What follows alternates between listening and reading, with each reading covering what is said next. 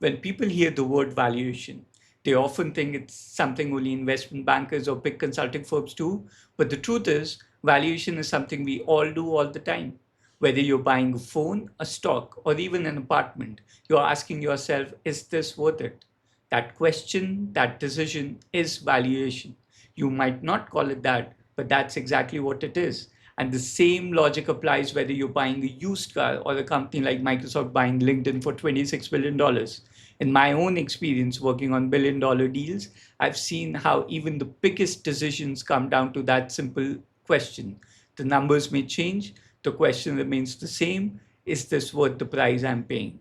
If that kind of thinking appeals to you, if you want to translate real world decisions into Excel models and learn how to tell stories through numbers, you are in the right place. Hi everyone, I'm Gaurav and let's dive in.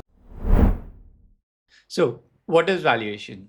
At its core, valuation is just the process of figuring out what something is worth and why. No, it's not a random number. It's based on assumptions, expectations, and what really drives value. Things like future growth, quality, condition, depending on what you're really valuing. And once you start noticing it, you'll realize you've been doing valuation all along. Let's take a few examples, starting with something as simple as buying a house or an apartment. You don't just pick the first one you check out. You compare the prices in the area, look at how old the building is, the builder's reputation, and then decide if it feels like a fair deal. This process, trying to arrive at a fair value, is valuation. Even when you're buying a used car and want to figure out how much to pay, you look at the car's age, maybe it's 4 years old, has 50,000 kilometers on it, and you start thinking, okay, it's not brand new anymore, it's been used, so the value must have come down. So, what you're trying to do is to estimate how much value it has lost over time.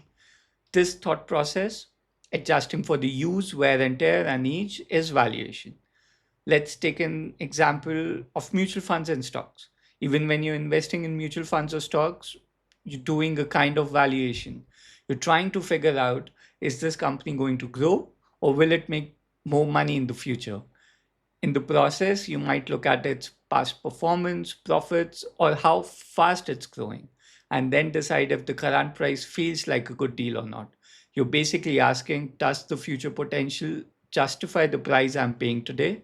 This entire thought process, thinking about the future earnings, risk, and return, is valuation too, just in a different form. So now let's step out of everyday life and look at how the same valuation logic plays out in the business world. Trust me, the underlying stays the same, but the stakes only get bigger. So when Microsoft acquired LinkedIn for $26 billion, they weren't just buying a social media platform. They were buying the brand, its user base, the data, and its potential to integrate with Microsoft's existing ecosystem, tools like Outlook, Teams, and Office. What Microsoft was trying to answer was, what is LinkedIn worth to us, not just today, but in the long run. So that's valuation. And once again, the logic is the same. It's just the numbers that get bigger and the deals get more complex. Valuation is always about estimating what something is worth, not just based on what it has, but on what it could become. Here's the truth. Valuation isn't something you switch on only when you're working in finance or in a corporate setting. It's a way of thinking. So, whether you're buying a car, picking a stock, or assessing a billion-dollar company, the core logic is the same. You're asking, is this thing worth the price I'm paying? In a corporate setup, you're just getting paid to apply that same thinking with more data, more structure.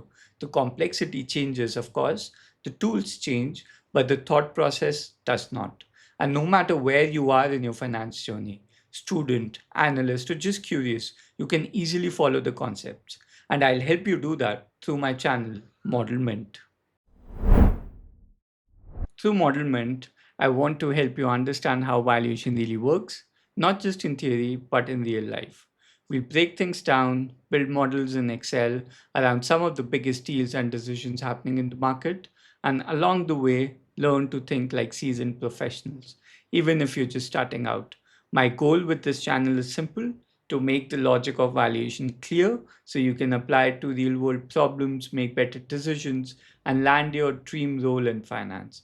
So, if that sounds exciting and you want to build real skills with me, hit subscribe to follow my channel and let's simplify finance one model at a time.